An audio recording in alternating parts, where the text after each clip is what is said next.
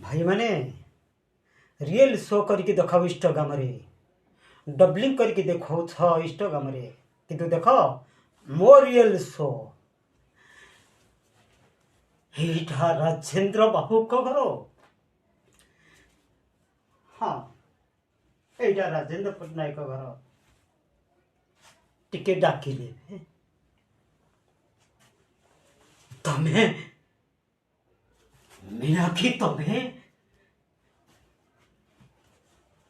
तमे राजेंद्र पट्टनायक को घरे। हाँ आ कौन बापरी पारथी तुमको अने अने मु केते दिन रही फेरी थी कौन कहल मीनाक्षी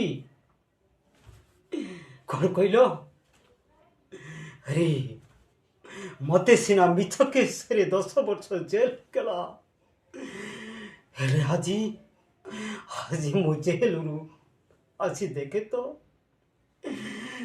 तबे